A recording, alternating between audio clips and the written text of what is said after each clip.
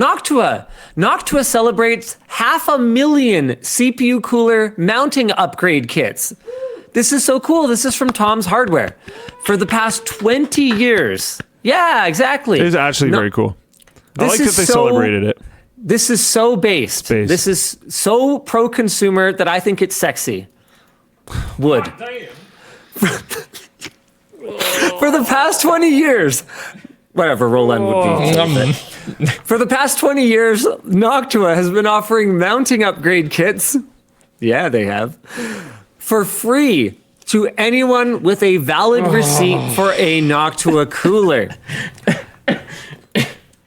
This is with the intention of your Noctua cooler being able to be effectively the last cooler you ever buy, as long as you don't need the better performance of whatever their new Gen 1 is. I believe you have to pay shipping. That's my understanding.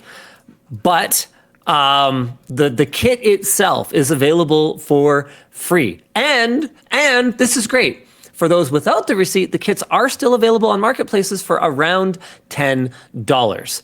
You can, and we actually did a YouTube short on this before the 20-year mark, but after, I don't know, it was like 16 years or something like that, where we took the very first Noctua cooler. We actually had them send us one. They still had a unit of the very, very first Noctua heatsink. And we mounted it to the very latest CPU and showed it working, and it was awesome, and it was great. And the fact that they will support a product like that for so long it's admirable, very admirable. And I love it. Whoa, Binky Draws says not even shipping, you only need to pay if you want it expedited? That actually explains that time that Noctua sent us a bulk shipment of mounting kits for us to reship for them, because I guess they were trying to save a little bit of money. Interesting. So cool. What? Just you, dude. You're just upset that my kink is being pro-consumer? That's so...